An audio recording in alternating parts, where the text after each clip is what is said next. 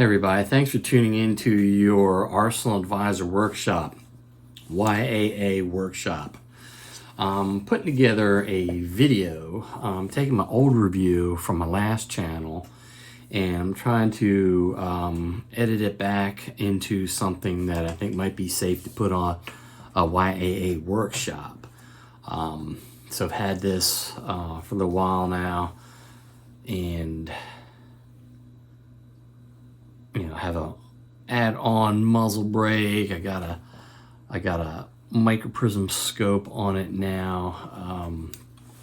After really showing me around to put through it. But anyway, just check out the footage. It's kind of like things I had when I first got it that I put on a review. I think I'm going to cut a lot out because I probably took a lot of things apart, put back in, or things like that. I'm not sure if you can really show that on YouTube. So anyway, just hang in there.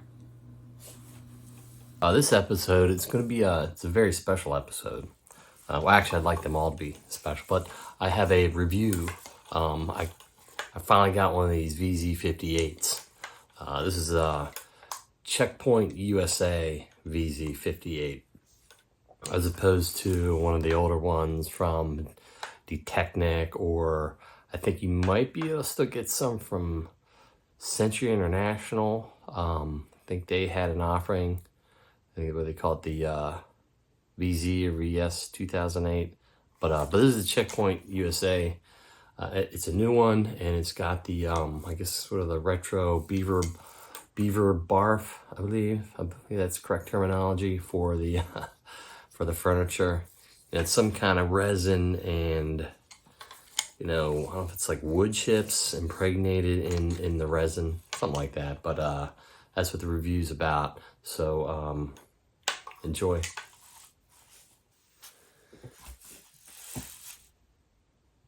All right, so how did I get there? So here we got a box, do the unboxing. Yeah, the actual manufacturer's Czech small arms, and they're imported through, I guess, the company Checkpoint USA.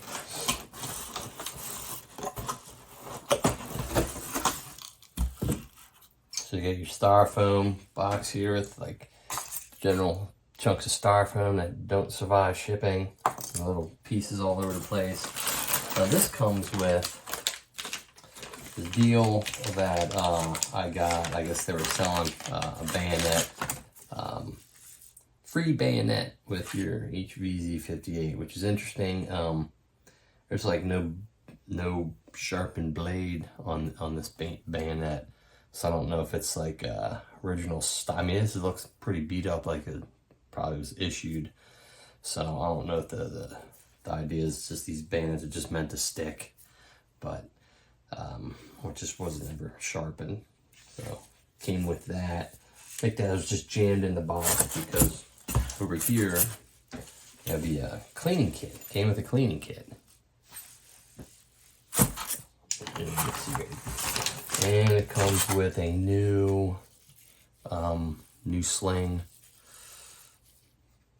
I think this is a metal keeper. This, I don't know if this is real leather. I think it is real leather. And then it's this out of the box. Have a little chamber flag here. Get that out. Says I had these come available on their site, and I just been wanting to get one of these for a long time, so I kind of jumped on the deal. And then you have your charging handle, knob here. Took some chunks out of the styrofoam. So that's pretty much the unboxing. Kind of what I got. It would have been nicer if I lived in a more of a free state. These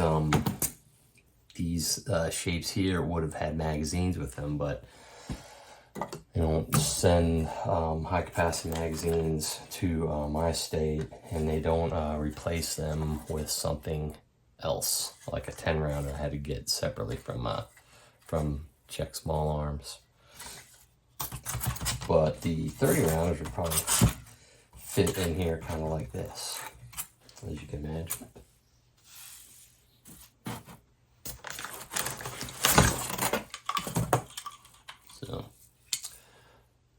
box and kind of see the what we got here.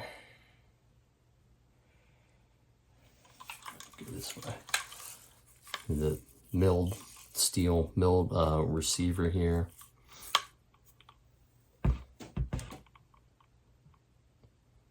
And some information about the importer and the company, and I guess a proof stamp says 22, and then a triangular stamp here. On this side you have the little crest from CSA, Czech Small Arms. Alright, try to get a better view as I'm holding on the camera, so see if I use this other hand here. What do you get with the cleaning kit? I wasn't expecting a cleaning kit with these.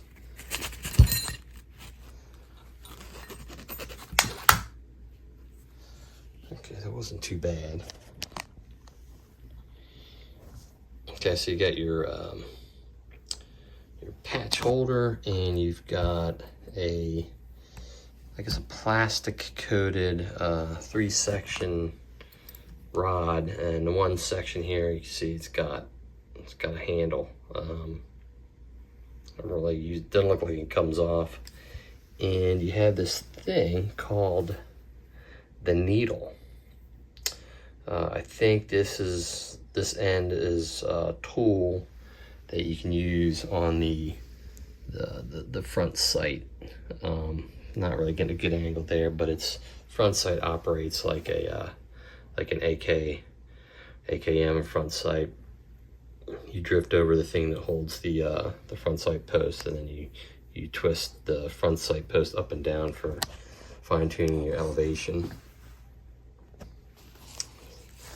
And let's see, oh, there's still something in here. Feels like the bore brush. So that's a pretty rudimentary cleaning kit. Oh, there's one more brush in there. I think I'm gonna use this probably to clean out some of the gas system or the chamber. I mean, this is closer to the bore, the 7.62 by 39. And then you have the plastic brush here. It's a little wider. So I guess a little bit of history about the vz.58. And you probably know this history, but the I guess the Soviets, they were I guess kind of ruling over the Czechoslovakia, through I guess the Warsaw Pact, after World War II and the Soviet domination of like Eastern Europe. And at some point the Soviets wanted the Czechs to use their firearm, which is the AK-47, for standardization. And for some reason, the Czechs were able to resist that, and they developed their own small kind of a assault rifle. I think it was they actually called it a submachine gun. I think Samopal, means submachine gun, and VZ, that stands for Visor, which I think is version or model, something like that. It's come to be known as the vz.58. Well, people don't usually go around and hear people talk about the Samopal vz.58. You just hear vz.58. It's very different than an AK-47. If you just look at like the banana clip or something like that, but magazine, it's hey, it looks kind of like an AK-47, but it's very different. So I guess the Soviets mandated that it fire the 7.62 by 39 cartridge, and so it does. But the Czechs came up with their own firearm to do so. And I guess the other thing is the sights kind of work similarly to AK sights. You have like the rear ramp that adjusts based on moving the sliding scale up or back and forward, and then up front we have the front sight post where you do all your fine tuning.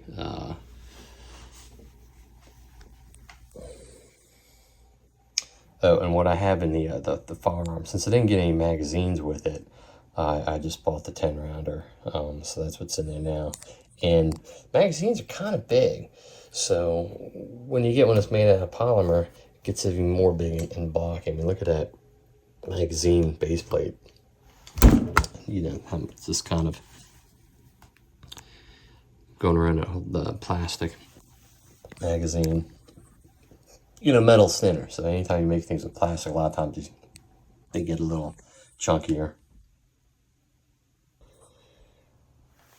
Okay, so let's take a look, I guess, from one end to the other. So these stocks do not have a trap door for a cleaning kit like the AKs. It just saw the cleaning kit, saw what that looks like, so that kit just goes in your pack or your kit or something like that if you're actually getting that issued to you. Have the on this one, I think I understand that some of the other offerings of these vz.58s in semi-auto form have their forward is fire, down is safe, but I've heard that others may have this where it might be down and back or something other than that. So that's something to look out for. Looking at this trigger here, and there's like a little circle, like it's maybe a cast or one of those metal injected parts. So this is a new firearm, not made from a kit, parts kit. So everything's pretty much new, and so there's probably new manufacturing done that wasn't done back in the day.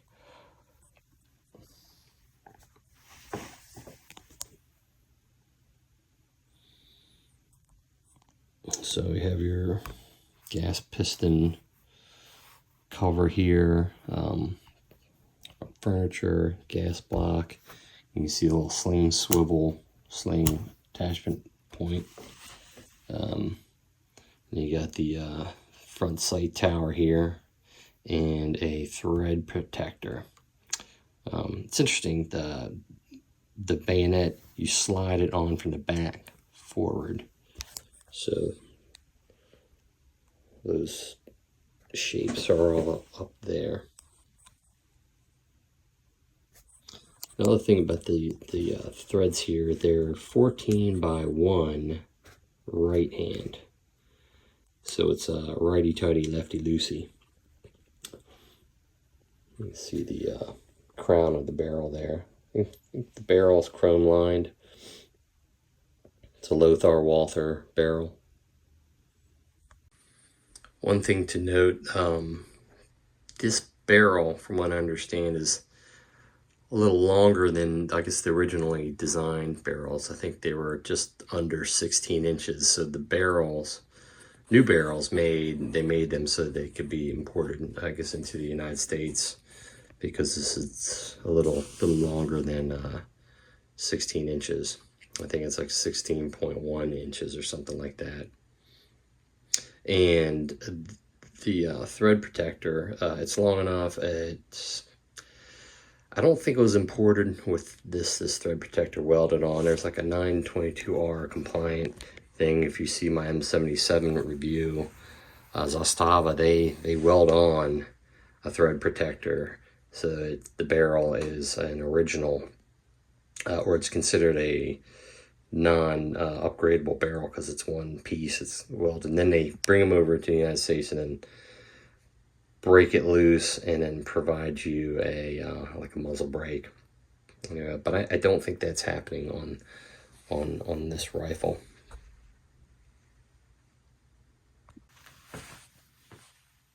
Okay, so start from the front again. We'll just go from left to right from the front. The ring here, this is the other side of a captive takedown pin for taking this off. This pin holds in the bottom handguard. I don't think that's, you take that out often. I think I saw someone else had a video where it was a bit of a struggle to pop that out. I can zoom back in on the little emblem there. So you see there's a side-mounted rail attachment point, labeled Czech small arms. So that's on here. That's good. Don't have to do that upgrade. Now here's the magazine release. It's just to the left of the trigger guard. Now I've seen other trigger guards where the front is wider and there's a part kind of bent inward that goes behind this. This trigger guard does not have that. It's just the magazine release is here and then the trigger guard's a little thinner. One thing I noticed, the screw, it wasn't completely tight. I tightened it up a little bit, the way it came. I took this butt plate off because it seemed to be a little bit of a gap, and I was just wondering why it didn't fit a little more snug or more quote-unquote perfect, and found that this stock, it's hollow inside. So the where they mold it, it's not a solid bunch of resin and beaver bark or whatever. So I thought that was kind of interesting. And this fits into the side of that. And it's that thin part of the one side of the stock. And I think there's maybe like a bolt or attachment that's part the way through here. But I haven't seen that in a while. So in the back here's another one end of a captive takedown pin.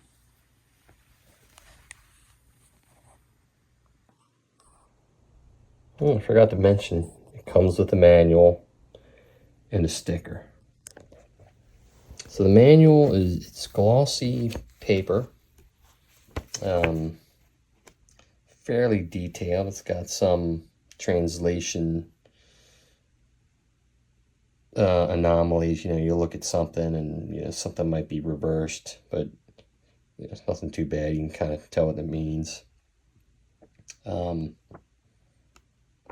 was looking at this last night and did not see anything about how to adjust the sights. But it's like an AK, so I already kind of knew how to do it when I was testing it out. I shot it once. So here's an example of why it's not like an AK. It's striker fired. There's not an internal hammer. And this little thing here described as a spring. It's the trigger spring. It's got these different shapes that push up on the firing pin, strikers, and the trigger and the safety all works together. So it's kind of fortuitous. I kind of folded open to that. So there's a lot of information in here. I will also note that in the section on disassembly and maintenance, I think they have good rudimentary descriptions of maintenance practices. And there's something in here that says that the needle is the only thing that should be used to disassemble the rifle.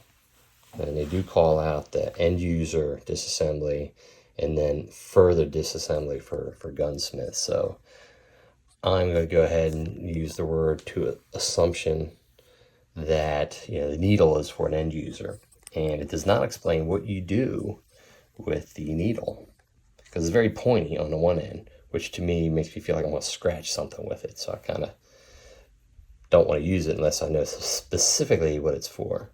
The other end was for the front sight. I know what to do with that. I already have an AK sight pusher that worked with it, fit. I didn't buy the one from Czech small arms. Not the super best view, but I went and got a surplus or a couple surplus magazines made of aluminum. You can see a lot of that in my Cosmoline video. I used this one for that. So I'm gonna got this magazine and just show that these new vz.58s do accept the surplus magazines. That's another thing in comparison with the with that M77 I had. Zastava, whatever they did, they have their receivers milled for a narrow, non-double stack magazine. And then when they bring them to the States, they mill it back out. But these don't do that on the vz.58s. It's just the way it is. I don't think they have to do anything. I don't know if they're making up the 922R via maybe a newly manufactured trigger or something like that. Because you always hear people talking about the triggers, the muzzle brakes, the barrels, magazines. This Czech small arms logo magazine. I mean, I'm wondering possibly if they're, doesn't say made in the USA. So anyway, that's not what this is all completely about. I'll go down that rabbit hole right now. All right, so I can describe this. Another key difference with the vz.58 from an AK or AKM is this part right here and right here. That's what operates the bolt hold open feature that the vz.58 has.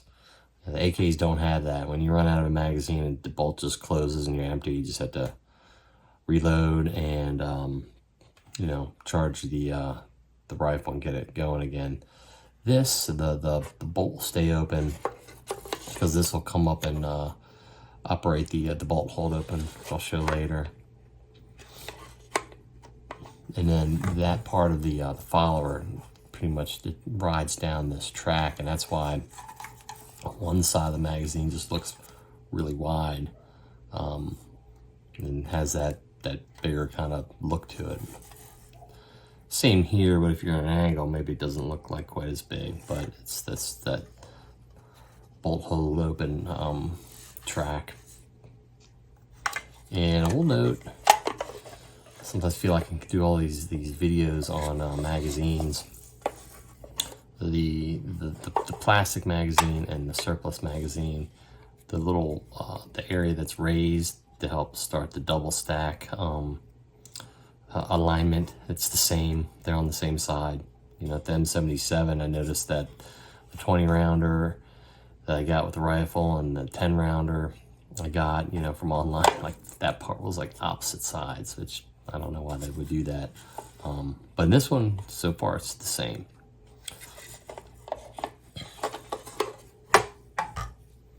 All right, I'll start getting into how this works. So I was kind of shown before the safe. The rifle, it's cocked now, so the safe can go on. The fire can go on. Now you can pull the charging handle to the rear some, and then just confirm it's clear. And at some point, you can release the striker by pulling the trigger, and then now it's decocked, but you can still put it on safe. You can put it on fire, even though it's decocked.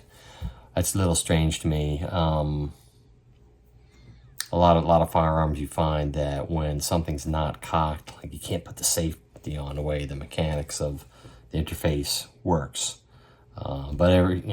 But you still find some firearms, or I guess it's just it's on safe, trigger moves, fire, trigger doesn't quite move as much, but it's just, you know, like on an AR-15, if the hammer's dropped, you just can't put it on safe.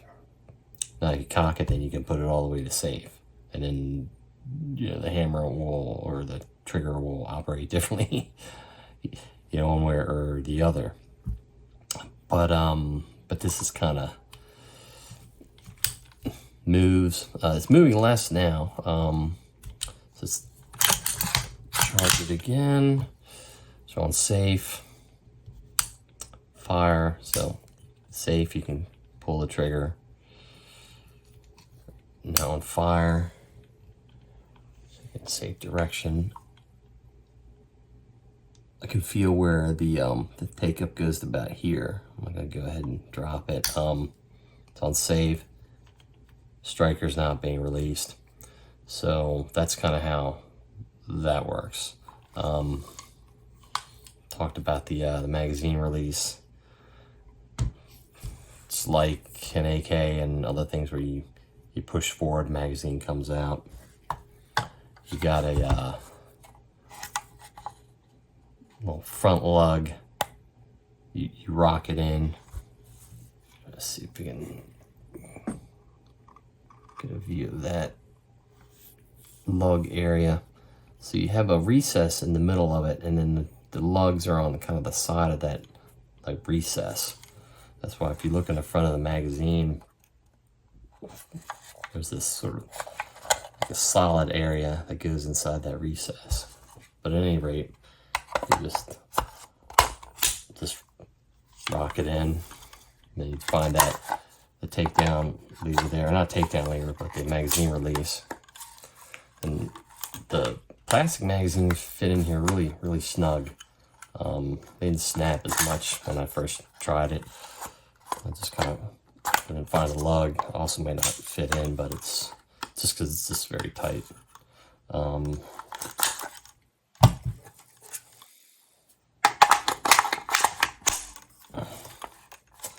Surplus ones, they fit in very snug and tight as well. I really like that over some other firearms. You know, there's a lot more wiggle in them. So I'm operating that with my right hand. I think when you have designers and firearms coming up with a manual of arms for a design, like they want you to be taking this out with your left hand, basically. But if you're I'm right-handed, I could reach over and find that from the other side with my right hand too. You can charge the firearm from that side. I guess a lot of people sometimes they go over the top,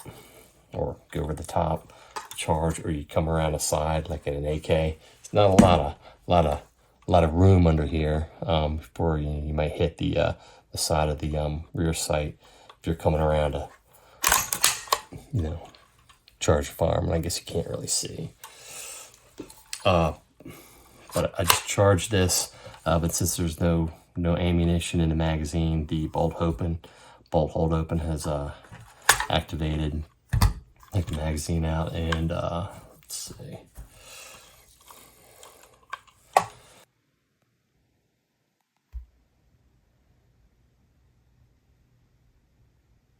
All right, you can see the bolt hold open in the bottom left-hand part of the magazine well. That little spring is what pushes the bolt hold open down when you take the pressure off of the bolt. And then I think this thing with the little lines down here is what the magazine presses up against when it, when the follower goes to the top of the magazine. What was I going to say next? Sometimes, a little play in things helps, in case you're fumbling for things. But I guess with these magazines, there's really only like the one way that they go in. So you'll probably, your muscle memory will just learn how to do that, because you pretty much, there's only one way to do it.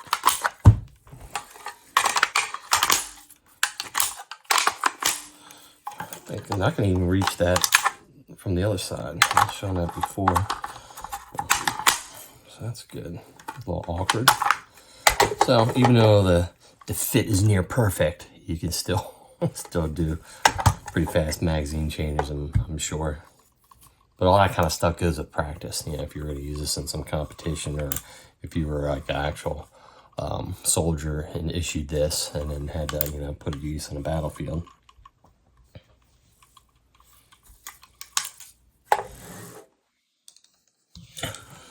Oh, I guess I'll note, just kind of manipulating this thing around. I think this is, it's very solid feeling. It's a milled steel, but it's kind of smaller than an AK.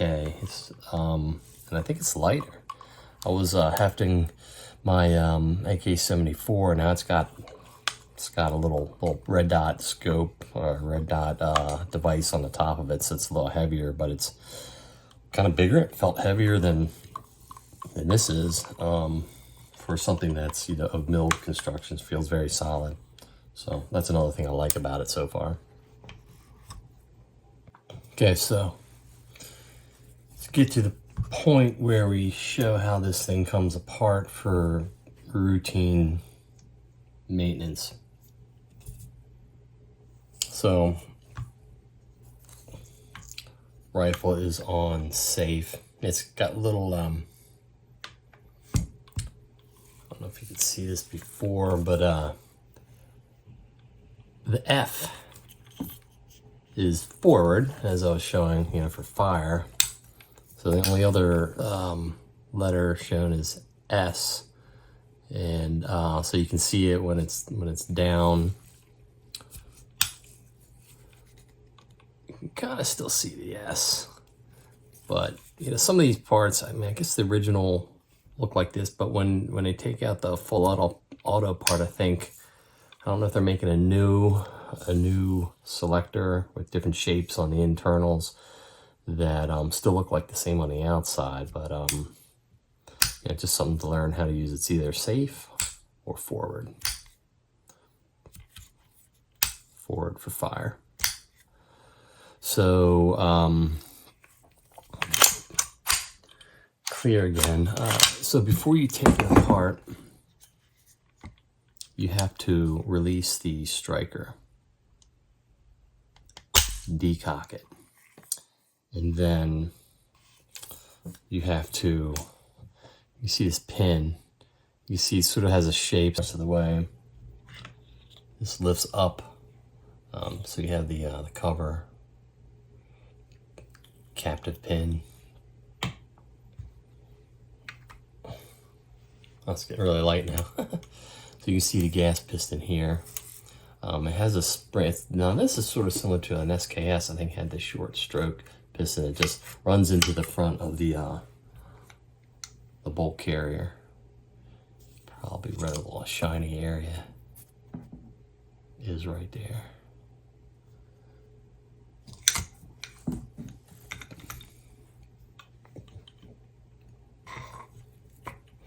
So you can see it. It's a little slippery. Hand's a little greasy, but you can see the piston coming out there, and it's going back because there's a spring in here.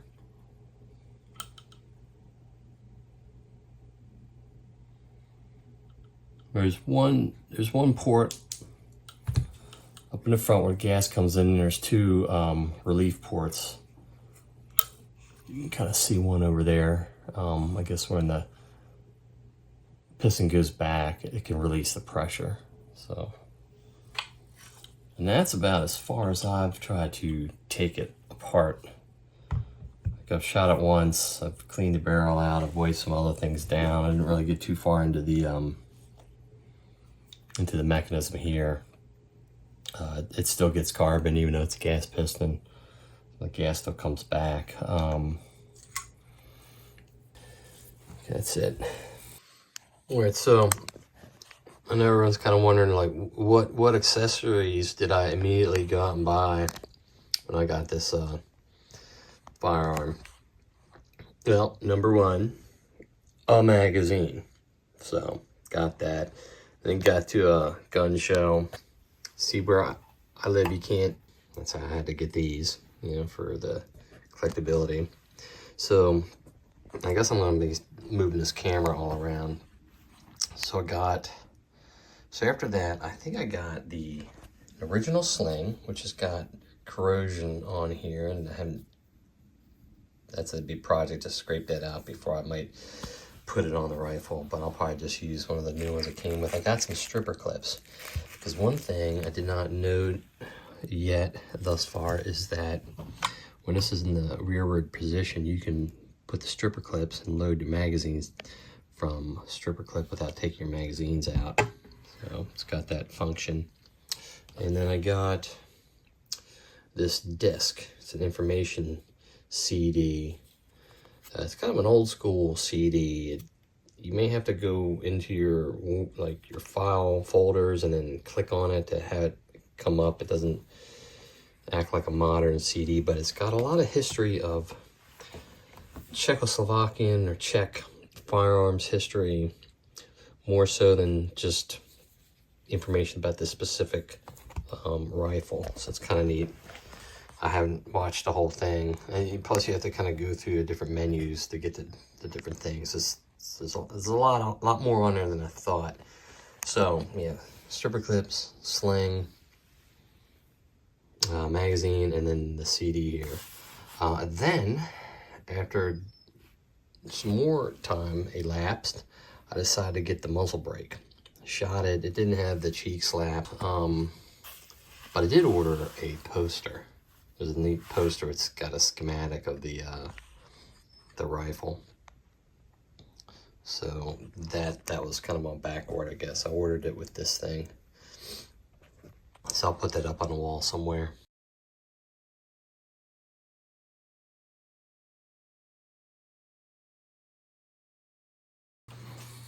All right, looks like I finished up with some discussion about how the bolt catch works. Had to I cut about a half hour out because it just seemed to be like too much of instruction and how to that I'm not supposed to put up on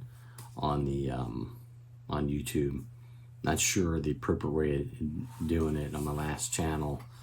If y'all recall, Your Arsenal Advisor, if you've seen that before, got 3 strikes on that one, and I'm trying to see if I can get that channel back up.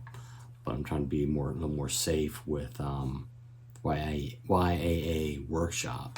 So I appreciate you watching, and just tune in for some more. I'll be adding some more content, trying to build that channel up while I'm on it, and